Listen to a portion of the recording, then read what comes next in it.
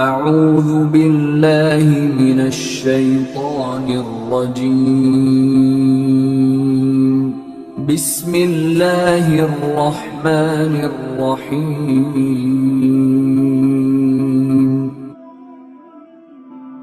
معزز سامعین اکرام، اللہ تبارک و تعالی نے قرآن مجید کے اندر فرمایا وَلَقَدْ كَتَبْنَا فِي الزَّبُورِ مِن بَعْدِ الذِّكْرِ، کہ ہم نے کتاب زبور کے اندر یہ بات لکھ دی ہے، من بعد الذکر، ذکر کرنے کے بعد، من بعد الذکر ان الارض یرثها عبادی الصالحون، کہ بے شک جو زمین ہے اس کے جو وارث ہیں وہ اللہ تبارک و تعالیٰ کے نیک بندے ہیں۔ اللہ تبارک و تعالیٰ کے جو متقی، پرہیزگار، صالحین ہیں وہ اللہ تبارک و تعالیٰ کی زمین کے وارث ہیں۔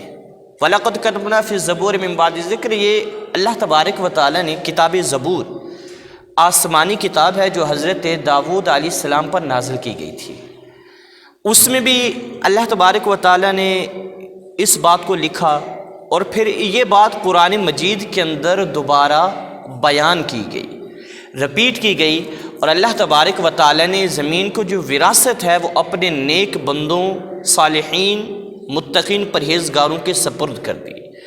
اب اللہ تبارک و تعالیٰ کی زمین کو جو وارث ہیں وہ نیک، پرہیزگار، متقین بندے ہیں۔ حضرت عبداللہ ابن عباس رضی اللہ تعالیٰ عنہما اس آیت کریمہ کی تفسیر کے اندر فرماتے ہیں کہ اللہ رب العالمین نے یہ جو فرمایا ہے نا ان الارض، کہ زمین کے جو وارث ہیں وہ اللہ کے نیک بندے ہیں، آپ فرماتے ہیں کہ زمین سے مراد جنت کی زمین ہے۔ جو جنت کی زمین ہے اس کے صالحین، متقی، پرہیزگار بندے اس جنت کی زمین کے وارث ہیں۔ اور جب آپ اندازہ کریں کہ وہ جنت کی زمین کے وارث ہیں تو دنیاوی زمین کی تو حیثیت ہی نہیں ہے، دنیاوی زمین کی کوئی حیثیت نہیں ہے جنت کے مقابلے کے اندر۔ جب اللہ تبارک و تعالیٰ نے جنت کی زمین کا ان کو مالک بنا دیا ہے تو دنیا کی زمین پیچھے رہ نہیں جاتی، اور اللہ تبارک و تعالیٰ کے صالحین، نیکوکار بندے، اللہ کے اولیاء کرام، نیکوکار، متقین۔ ماہ رجب المرجب ہے، اور اس ماہ رجب المرجب بابرکت مہینے کی 6 تاریخ کو یوم وصال ہے خواجہ خواجگان خواجہ غریب نواز ہند الولی سلطان الہند عطائے رسول اور نائب رسول فی الہند آفتاب چشتیاں خواجہ سیدنا معین الدین چشتی اجمیری رحمۃ اللہ تعالیٰ علیہ کا 6 رجب المرجب کو، اور دوسرا جمعۃ المبارک ہے کہ ہم ان کے تذکرہ کر رہے ہیں، ان کے حیات کے بارے میں، اور دینی جو ان کی خدمات ہیں، دین کو جس طریقے سے انہوں نے ہند کے اندر اللہ اور اس کے رسول کی سہارے سے، اور رسول اللہ صلی اللہ تعالیٰ علیہ وسلم کی تائید سے، اور رسول اللہ صلی اللہ تعالیٰ علیہ وسلم کی مدد سے ہند کے اندر انہوں نے جو پرچم اسلام کو سر بلند کیا وہ کسی سے ڈھکا چھپا نہیں ہے۔ اس دن یعنی جب آپ کا عرس پاک 6 رجب المرجب کو منعقد کیا جاتا ہے تو دنیا کے طول و عرض سے عقیدت مند، محبین، چاہنے والے، مریدین آپ کے مزار اقدس پر حاضری دیتے ہیں اور اپنے اپنے انداز میں آپ کی بارگاہ میں خراج عقیدت پیش کرتے ہیں۔ ہم ان کا تذکرہ کرتے ہیں تاکہ ہماری بھی حاضری حضور خواجہ غریب نواز رحمۃ اللہ تعالیٰ علیہ کے رجسٹر میں لگ جائے۔ اور نیک بندوں کا ذکر بھی ظاہر ہے وہ بندے کو فائدہ دیتا ہے، نیک بندوں کا تذکرہ کرنا بھی بندے کو کیا دیتا ہے جی؟ دنیاوی فائدہ بھی حاصل ہوتا ہے کہ بندے کے تزکیہ نفس کا سما ہوتا ہے، بندہ برائی سے دور ہوتا ہے، نیکی کی طرف راغب ہوتا ہے۔ حضور خواجہ خواجگان خواجہ غریب نواز معین الدین چشتی اجمیری رحمۃ اللہ تعالیٰ علیہ کے حوالے سے آپ نے سماعت کیا کہ نبی کریم علیہ السلام نے آپ کی ڈیوٹی لگائی تھی، ہند میں آپ کو بھیجنے والے حضور تاجدار کائنات صلی اللہ تعالیٰ علیہ وسلم تھے، اور آپ سلسلہ چشتیاں سے تعلق رکھتے ہیں، سلسلہ چشتیاں سے تعلق رکھتے ہیں۔ اور سلسلہ چشتیاں اس کا آغاز کیسے ہوا؟ اس کا آغاز اس طریقے سے ہوا کہ اس سلسلہ کے جو مورث اعلیٰ ہیں، بہت بڑے بزرگ ہیں، حضرت مولانا ابو اسحاق شامی رحمۃ اللہ تعالیٰ علیہ، وہ بعد کے اندر چشتی بنے۔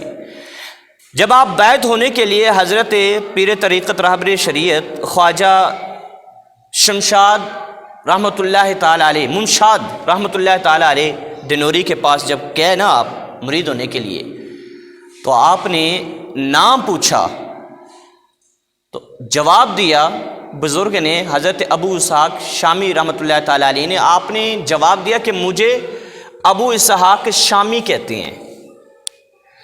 تو آپ کے پیر نے، آپ کے مرشد نے اس وقت آپ کو جواباً فرمایا کہ آج سے تو ابو اسحاق شامی نہیں ہے، بلکہ آج سے تو ابو اسحاق چشتی ہے، اور تیرے سلسلے میں جو بھی آئے گا نا اب وہ چشتی کہلائے گا۔ یہاں سے پھر یہ چشتی جو سلسلہ تھا نا، تو یہاں سے یہ چشتی سلسلہ شروع ہوا۔ حضرت منشاد رحمۃ اللہ تعالیٰ علیہ دنوری، آپ نے اس سلسلے کو کیا کیا، شروع کیا، اور آپ نے ابو اسحاق شامی کو ابو اسحاق چشتی کا نام دیا، اور فرما دیا کہ قیامت تک تیرے سلسلے میں جو بھی آئے گا نا اس کو چشتی کا نام دیا جائے گا۔ اور یہ جو نیک بندے ہیں نا معزز سامعین، سنیں اللہ کا قرب کس طریقے سے پا لیتے ہیں، پھر رب کی بارگاہ میں جو بھی دعا کرتے ہیں اللہ دعا قبول کر لیتا ہے۔ انہوں نے اللہ تبارک و تعالیٰ کے احکامات کو دل سے لگایا ہوتا ہے۔ زندگی کے شب و روز، زندگی کا ایک ایک لمحہ، ایک ایک منٹ اگر گزرے تو اطاعت الہی میں یا اتباع رسول کے اندر، اللہ تبارک و تعالیٰ کے احکام کے ماننے میں اور رسول اللہ صلی اللہ تعالیٰ علیہ وسلم کی سنت کی پیروی کے اندر گزرتا ہے، اور اللہ کی اطاعت اور رسول اللہ صلی اللہ تعالیٰ علیہ وسلم کی اتباع اور فرما برداری کے اندر وہ دل و جان سے لگے ہوتے ہیں، اللہ انہیں مقام عطا کر دیتا، ولایت کا مقام مل جاتا ہے۔ یہاں تک کہ رسول اللہ کی ایک سنت بھی چھوٹنے شب و روز گزرتا ہے تو رسول اللہ کی سنت کے اندر۔ اور حضور شیخ عبد القادر جیلانی رحمۃ اللہ تعالیٰ علیہ فرماتے ہیں کہ کسی بھی پیر کی سب سے بڑی کرامت یہ ہوتی ہے کہ وہ رسول اللہ کی سنت کا پابند ہو، اللہ کی اطاعت ہو اور رسول اللہ کی فرما برداری ہو۔ یہ کسی بھی ولی کی سب سے بڑی کرامت ہے کہ اس کے شب و روز اللہ اور اس کے رسول کے بتلائے ہوئے قانون کے مطابق ہی چلے، اور جب اللہ اور اس کے رسول کے قانون کے مطابق بندہ شب و روز بسر کرتا ہے تو یقیناً اللہ تبارک و تعالیٰ پھر ان کی دعاؤں کو بھی قبول کرتا ہے، اور ان کے صدقے سے دوسروں کی مشکلات بھی آسان ہوتی ہیں۔ صدقہ ان کا ہوتا ہے دوسرے۔ دیکھیں کتنی بڑی بات ہے، میں بھی پڑھ کر خوش ہو گیا کہ رسول اللہ صلی اللہ تعالی وسلم کے صدقے سے اللہ نے کتنا کرم امت محمدیہ کے اوپر کیا۔ آپ خود لکھتے ہیں حضرت سید الطائفہ حضرت جنید بغدادی رحمۃ اللہ تعالی علیہ نے اپنی کتاب کے اندر اس بات کو نقل کیا، اور آپ فرماتے ہیں 4 باتیں، 4 عمل آپ نے ذکر کیے ہیں، اور وہ بات بتلاتے ہیں، سنیں ایمان تازہ ہوتا ہے۔ حضرت جنید بغدادی رحمۃ اللہ تعالی علیہ فرماتے ہیں کہ رسول اللہ صلی اللہ تعالی علیہ وسلم نے ایک دن شیطان کو غمگین پایا، شیطان کو افسردہ پایا۔ آقا کریم نے اس سے پوچھا تو کیوں افسردہ ہے، تجھے کیا مسئلہ ہے، تو پریشان کیوں ہے، غمگین کیوں ہے؟ تو اس نے 4 باتیں بتلائیں، سنیں ایمان تازہ ہوگا۔ اس نے کہا کہ 4 باتیں ہیں جس کی وجہ سے میں غمگین ہوں، پریشان ہوں، مجھے اپنی محنت ضائع ہوتی معلوم ہوتی ہے، ضائع ہو رہی ہے۔ آقا کریم نے پوچھا کون سی وہ 4 باتیں؟ پہلی بات اس نے بتلائی، یہ خواجہ غریب نواز حضرت جنید بغدادی رحمۃ اللہ تعالیٰ علیہ کے حوالے سے فرماتے اس نے پہلی بات جو بتلائی ہے نا، وہ کہنے لگا کہ مجھے آذان سے بڑی تکلیف ہے، آذان سے بڑی تکلیف ہے۔ پوچھا کیوں؟ کہنے لگا اس لیے کہ جب کوئی مؤذن، آپ نے سنا تو ہوا ہے نا آذان کا جواب دینے میں اتنی نیکیاں، آذان کا جواب دینے میں اتنی نیکیاں بے شک ہیں، یہ بات بھی کتنی خوش کن ہے اور کتنی دل آویز ہے، کتنی خوبصورت ہے۔ وہ شیطان حضور علیہ السلام کی بارگاہ میں کہتا ہے کہ مجھے تکلیف اس بات کی کہ جب کوئی مؤذن اذان دیتا ہے اور جتنے بھی لوگ اس اذان کا جواب دیتے ہیں اللہ سب کی بخشش فرما دیتا ہے، اللہ رب العالمین سب کی بخشش فرما دیتا ہے، مجھے پریشانی۔ اور دوسری بات اس نے کی وہ بھی کتنی خوبصورت ہے۔ دیکھیں خاندان کے اندر نیک بندے، یہ نیک عام بندے کی بات ہے، جو نیک ہو خاندان کے اندر، خاندان والوں کو کتنا فائدہ ہے، اور پھر اللہ کا ولی ہو، کہ شب و روز رسول اللہ کی اتباع اور رسول اللہ کی سنت میں اور قانون الہی کے دائرے میں رہ کر گزارتا ہوں، اس کی شان کتنی ہوگی۔ اس نے دوسری بات بتلائی شیطان نے، رسول اللہ نے پوچھا دوسرا کون سا جو عمل ہے تجھے غمگین کرتا ہے؟ وہ کہنا دوسرا عمل یہ ہے کہ کوئی ایک بندہ، زیادہ ہو تو بڑی بات ہے، ایک بندے کی بات کر رہا ہے، کہہ رہا ہے کوئی ایک بندہ نماز فجر ادا کرنے کے بعد بیٹھ جاتا ہے اور بیٹھا ہی رہتا ہے، اللہ کا ذکر کرتا رہتا ہے، اللہ کا ذکر، اور اللہ اللہ کرتا رہتا ہے حتیٰ کہ سورج نکلتا ہے، اللہ کا ذکر کرتا رہتا ہے، سورج بلند ہو جاتا ہے، اشراق کا ٹائم ہو جاتا ہے۔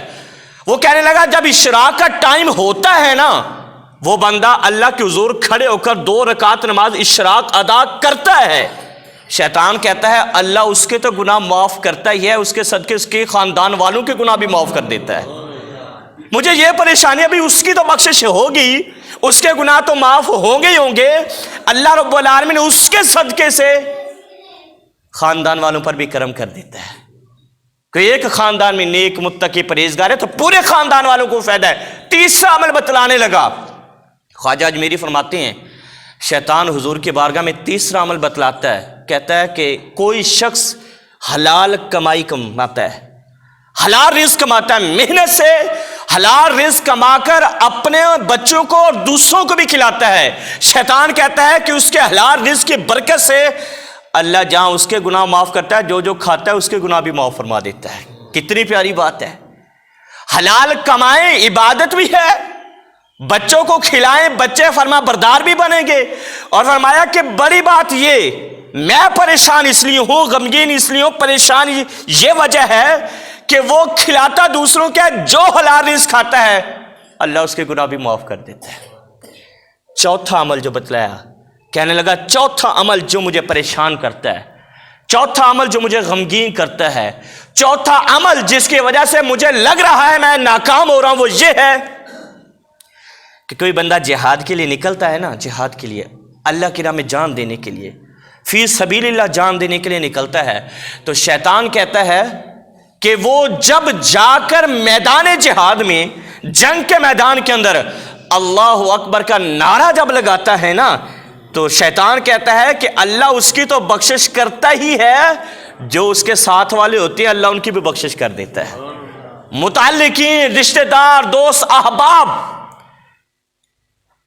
شیطان کہتا ہے کہ اللہ تو اس کے، یہ سمجھ آتا ہے کہ اس کی بخشش ہو، وہ نکلا ہوا ہے، اس کی بخشش ہو وہ جان دے رہا ہے، اس کی بخشش ہو وہ میدان جہاد میں ہے، اس کی بخشش ہو وہ تلواروں کے سائے تلے نعرہ تکبیر بلند کر رہا ہے، لیکن اس کی برکت اتنی ہے نعرہ تکبیر کی، اللہ اس کی تو بخشش کرتا ہی ہے، جو اس کے دوست ہوتے ہیں اس کی بھی بخشش فرما دیتا ہے۔ اس لیے فرمایا یاریاں دیکھ کر لگاؤ، نسبتیں دیکھ کر چنو، اور تعلق رکھو تو نیک بندے سے رکھو۔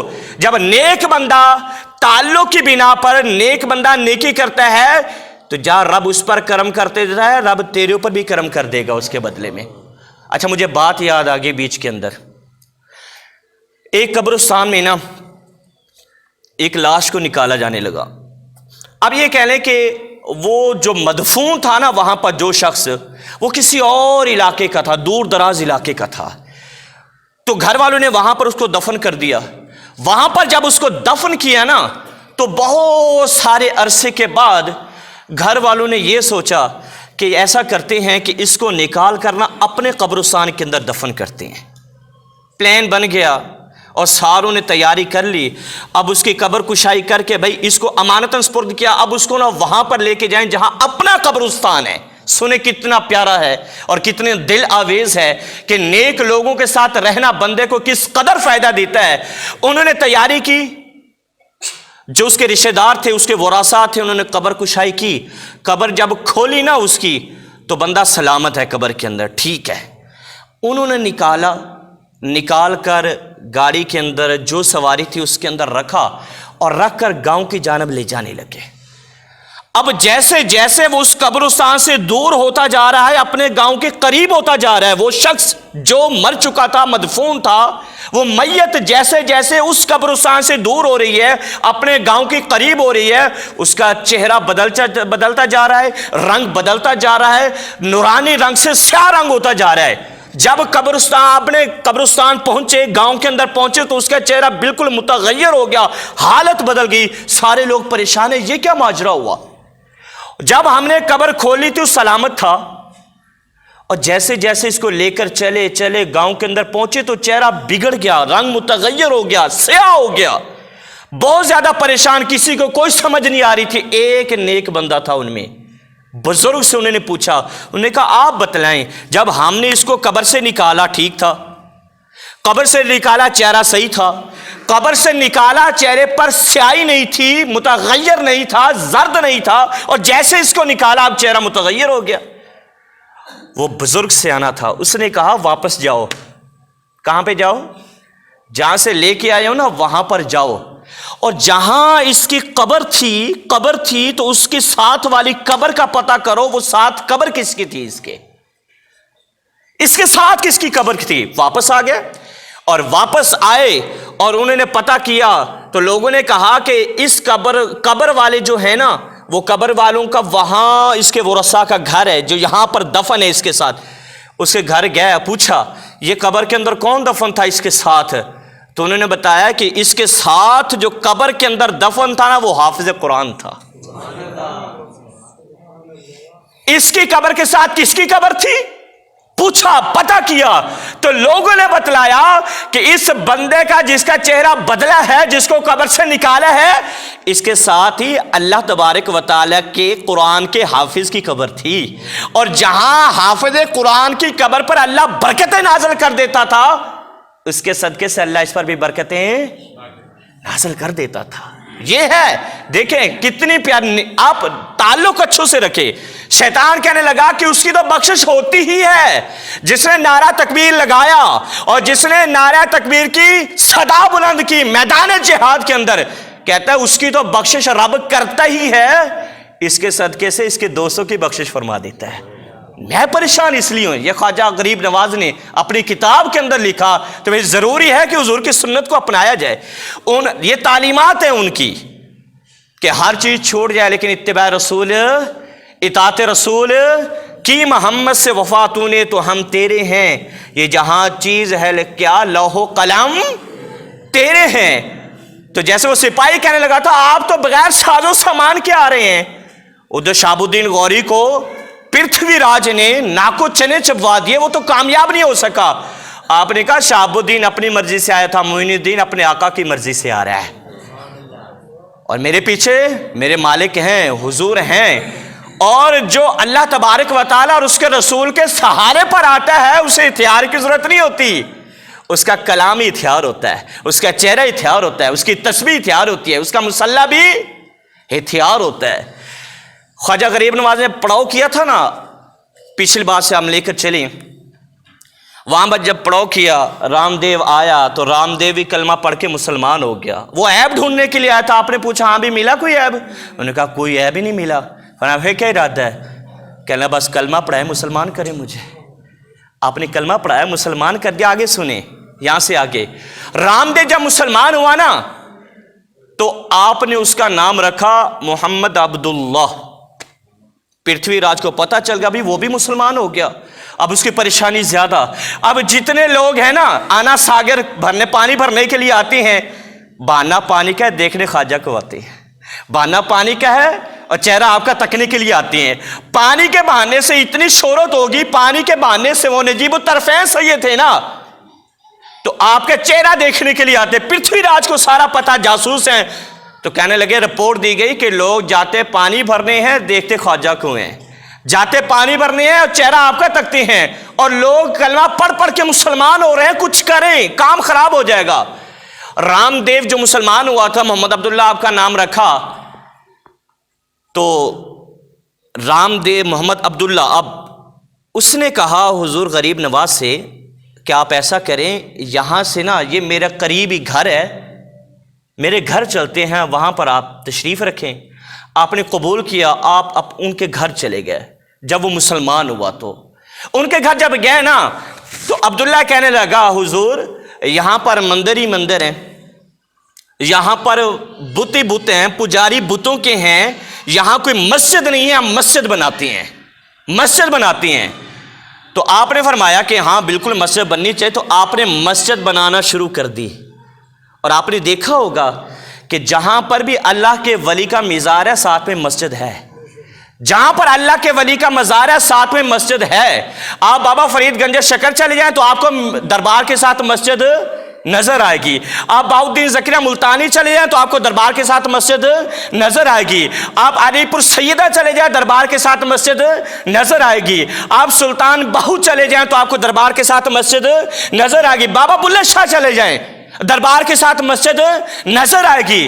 یا دور کیوں، داتا حضور چلے جائیں دربار کے ساتھ مسجد، بھئی کیوں؟ پہلی بات تو یہ ہے کہ اللہ کے جتنے ولی تھے وہ نمازی تھے، سارے کیا تھے جی؟ وہ نمازی تھے، سارے نمازی تھے۔ اللہ کے ولی جتنے بھی تھے وہ سارے کے سارے نمازی تھے، اس لیے آپ کو ہر دربار کے ساتھ مسجد نظر۔ صوفی صاحب کے دربار کے ساتھ دیکھ لیں، صوفی صاحب کا دربار ہے تو ساتھ میں کیا ہے جی؟ اس کی دوسری وجہ یہ ہے کہ جو اللہ کا ولی ہے وہ خود کو سجدہ کروانے نہیں آتا، اللہ کی بارگاہ میں جھکانے کے لیے آتا ہے۔ خود کو سجدہ کروانے نہیں آتا بلکہ وہ لوگوں کو اللہ کی بارگاہ میں جھکانے کے لیے آتا ہے۔ وہ شرک کروانے نہیں آتا، شرک کا لک توڑنے کے لیے آتا ہے۔ آپ نے فرمایا ہاں بھی مسجد بنے گی۔ اب مسجد تعمیر ہونا شروع ہو گئی۔ بھائی جب مسجد تعمیر ہوئی تو پرتھوی راج کو پتہ چل گیا۔ سنیں، پرتھوی راج کو پتہ چلا، جاسوس نے بتلا دیا یہاں پر تو مسجد بھی آباد ہونا شروع ہوگی، مسجد بھی بننا شروع ہو گئی ہے۔ اب وہ کہنے لگا، اس نے بھیجا بندہ، کہنے لگا بابا یہاں مسجد نہ بنواؤ، یہ کفرستان ہے، یہاں پر مسجد نہیں بن سکتی، مندر بنانا ہے تو بناؤ، مسجد نہیں بن سکتی۔ آپ نے فرمایا نہیں، مسجد تو ہم بنائیں گے، مسجد تو ہم۔ اس نے نا پابندی لگوا دی، تو آپ نے نا اپنے جو خادم تھے انہیں حکم دیا کہ رات کے وقت مسجد بناؤ، رات کے وقت۔ یہ دین ایسے نہیں پہنچا، بڑی قربانی ہے اس کے پیچھے۔ ہمیں تو ایسے مل گیا نا، لیکن یقین جانے نہیں جنہوں نے دین کے لیے قربانی کی قدر ان کی جا کر پوچھو۔ میرے آقا نے کیوں فرمایا تھا میرا صحابی ایک کھجور بھی صدقہ کرے، تم سونا بھی صدقہ کرو نا احد پہاڑ کے برابر کیوں؟ انہوں نے قربانیاں دی ہیں۔ بلال نے ایسے تو نہیں کہا تھا احد احد، سینے پر پتھر بھی ہو، گرم ریت بھی ہو، لٹایا بھی ہو اور پھر درے بھی مارے جا رہے ہوں، اور بندہ کہے احد احد، اس کی جیسے قربانی تو بن سکتی نہیں ہے۔ تو آپ نے فرمایا ابھی رات کے وقت مسجد بنائے ہو، رات کے وقت مسجد بنے گی۔ اب رات کو دیے جلا جلا کے مسجد بن رہی ہے، دیے جل رہے ہیں اور مسجد بن رہی ہے، اس کو پتہ چل گیا۔ اور جیسے اس نے پانی پر پابندی لگائی تھی نا، تیل پر بھی پابندی لگا دی، تیل نہیں دینا ان کو۔ جب تیل نہیں جائے گا، دیا نہیں جلے گا، دیا نہیں جلے گا تو مسجد روشنی نہیں ہوگی، جب روشنی نہیں ہوگی تو مسجد کیسے بنے گی؟ انہوں نے نا تیل کے اوپر پابندی لگا دی، راجہ تھا وہاں کا۔ اب آپ کے خادم کہنے لگے بابا جی انہوں نے تو تیل پر بھی پابندی لگا دی، اب ہم تیل نہیں لیں گے تو دیے نہیں جلیں گے، دیے نہیں جلیں گے، روشنی نہیں ہوگی، روشنی نہیں ہوگی تو مسجد نہیں بنے گی، تو پھر ہمارا مقصد تو پورا نہ ہوا۔ آپ فرمانے لگے پریشان نہ ہو، رات ہونے دو، دیا بھی جلے گا، مسجد بھی بنے گی۔ تیل نہیں ملے گا تو خیر ہے، دیا جلے گا اور مسجد بھی بنے گی۔ خادمین چپ ہو گئے۔ رات کا جب وقت ہوا آپ نے کیا کیا؟ آپ نے وضو کیا اور وضو والا پانی نیچے جمع کروا لیا، فرمانے لگے کہ تیل کے جگہ پر وضو کا پانی ڈالو، اللہ دیے جلا دے گا تمہارے۔ وضو کیا، پانی جمع ہوا، پانی وہ دیے کے اندر ڈالا اور دیا جلا۔ اب کیا ہوتا ہے، یہ جو دیے ہیں نا، دیے حضور بابا غریب نواز کے، خواجہ معین الدین چشتی اجمیری کے، یہ پانی سے بھی چل رہے ہیں اور پرتھوی راج کے دیے تیل سے بھی نہیں جل رہے ہیں۔ آپ وہاں پر پہنچے، آپ وہاں پر، اور وہاں جا کر اس سے کہنے لگے اے پرتھوی راج تو میرے دیے بند کرواتا ہے تو سن میری بات یاد رکھ، میں قبر میں بھی چلا جاؤں گا دیے میرے پھر بھی جلتے رہیں گے، میں قبر میں بھی چلا جاؤں گا دیے میرے پھر بھی چلتے رہیں گے۔ مسجد بن گئی، اور جب مسجد بنی نا پھر وہاں اللہ اللہ کی صدائیں، پرتھوی راج پریشان۔ پرتھوی راج جب پریشان ہوا نا تو لوگوں نے آ کر اسے کہا کہ اب آپ حل کریں کچھ اس بابا جی کے بارے میں۔ انہوں نے کہا اب آخری حربہ رہ گیا، بس اسے آزمانا ہوگا، آخری حربہ رہ گیا، اسے آزمانا ہوگا اور یہاں سے اس اسلام کے بابا جی کو نکالنا ہوگا۔ انہوں نے کہا وہ کون سا عرب ہے؟ پرتھوی راج نے ایک شخص بھیجا بڑے جادوگر کے پاس، اس جادوگر کا نام تھا جے پال جادوگر، اور بہت بڑا تھا ہندوستان کے اندر اس وقت۔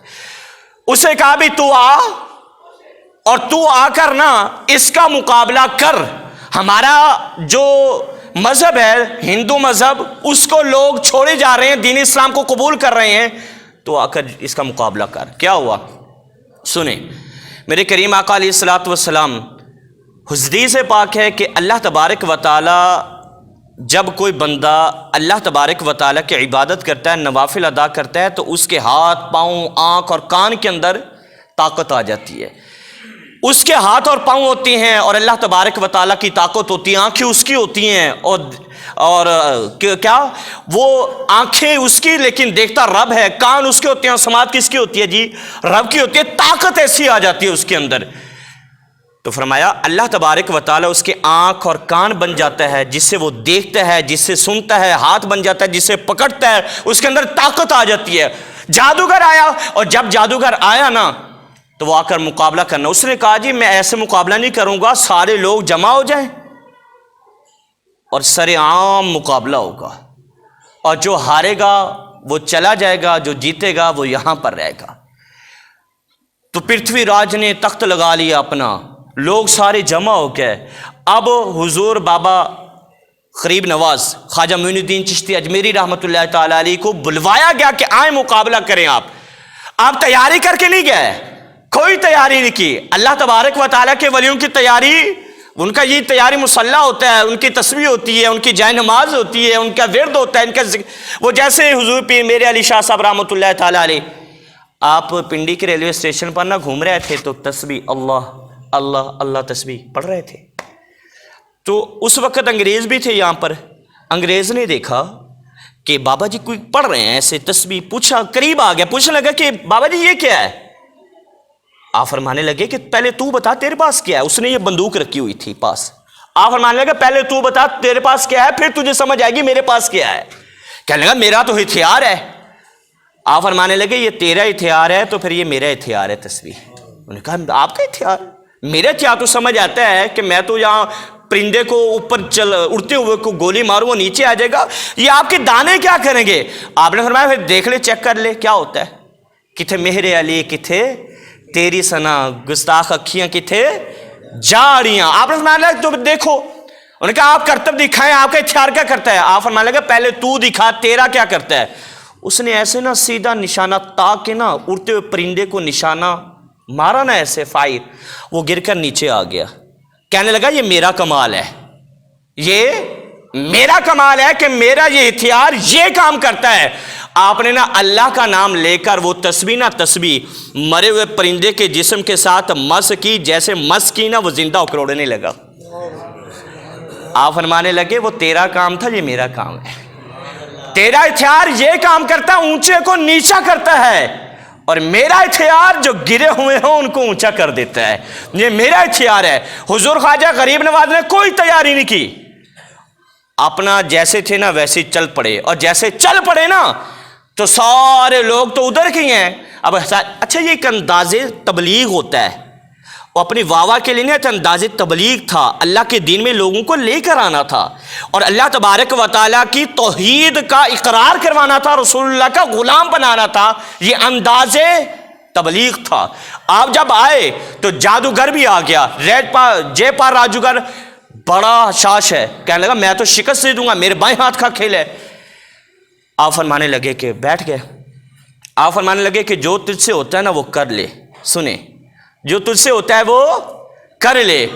اس نے نا اپنا منتر پڑھنا شروع کر دیا، جادو شروع کر دیا، اور جادو کا اثر یہ ہوا کہ وہاں جو رسیاں تھی، باقی جو چیزیں تھی، وہ سانپ بن بن کے نا حضور غریب نواز کی طرف آنے لگی۔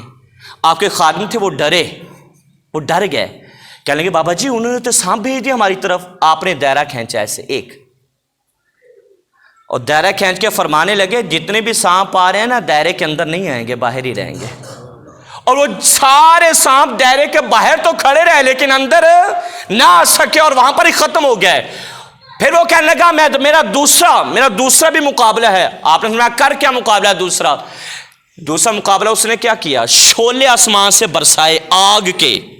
جب شعلے آسمان سے ایسے آ رہے تھے نا نیچے، اس کے جادو کے زور سے حضور خواجہ غریب نواز نے اللہ کی مدد لے کر رسول اللہ کو یاد فرما کر ایسے دے گا، وہ سارے شعلے ختم ہو گئے اسی وقت. اور جب ختم ہوئے اب آخری بات آئی. وہ کہنے لگا ایک کام میں کرتا ہوں، ایک آپ کریں. جو جیتے گا وہ یہاں پر رہے گا، جو ہارے گا اسے چھوڑ کرے. آپ نے فرمایا ٹھیک ہے. کر کیا کرتا ہے؟ کہہ رہے ایک پہیلی پہ آ گیا. کہہ رہے ایک پہیلی میں بجھاتا ہوں، ایک آپ بجھائیں.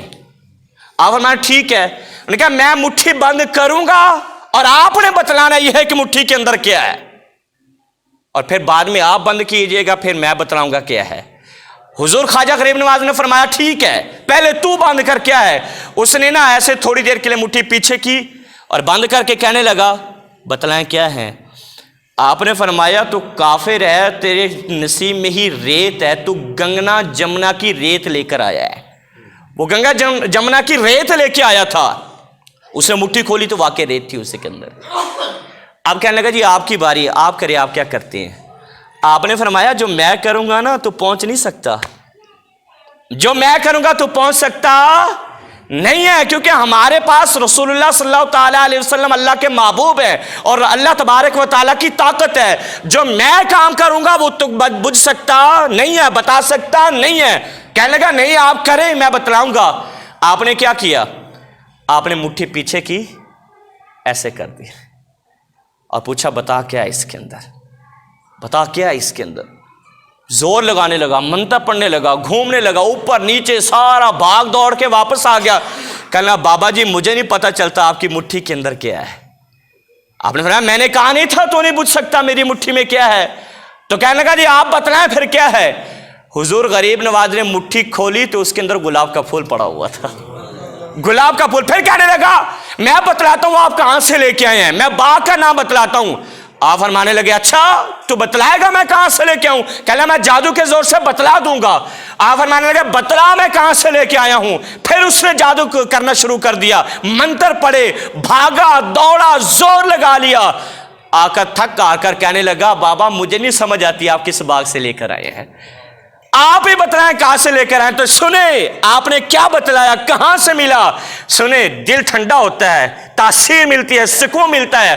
آپ فرمانے لگے میں یہ جو گلاب کا پھول ہے نا اپنے مصطفیٰ سے جنت سے لے کر آیا ہوں، اور تو جنت میں جا ہی نہیں سکتا، تو کیسے پتہ لگا کے آتا کہ میں کہاں سے لے کر آیا ہوں. مجھے میرے آقا نے جیسے جنتی انار عطا کیا تھا ویسے ہی جنت سے پھول عطا کر دیا ہے. تو کیسے پہنچ سکتا تھا. پریشان ہو گیا، تھک گیا، ہار گیا. لوگ بھی پریشان ہیں، ہندو سارے پریشان ہیں، پرتھوی راج پریشان ہے، ہمارا جادوگر بھی ہار گیا. آخر میں کہتا ہے بابا میں جنت میں جا سکتا نہیں ہوں، اگر میرا دل چاہے جنت میں جاؤں تو مجھے کیا کرنا ہوگا. میرا دل چاہے میں جنت میں جاؤں، میرا دل چاہے کہ میں جنت کا نظارہ کروں، میرا دل چاہے جنت کی نعمتیں لوں، میرا دل چاہے جنت میں سکون کروں، مجھے کیا کرنا ہوگا. حضور غریب نواز فرمانے لگے کہ بس کلمہ تو پڑھ، جنت اپنے آقا سے میں لے کر دوں گا تجھے. تو اسی وقت اس جادوگر نے کلمہ پڑھا اور آپ کی یہ کرامت دے کر کئی ہندو اس وقت کلمہ پڑھ کر دائرہ اسلام کے اندر داخل ہو گئے. تو یہ تھی دین کی تبلیغ کا انداز. یہ تھے خواجہ غریب نواز ہند الولی، عطائے رسول اور نائب رسول فی الہند، آفتاب چشتیاں جن کو کہا جاتا ہے. انہیں دین اسلام کی تبلیغ اس طریقے سے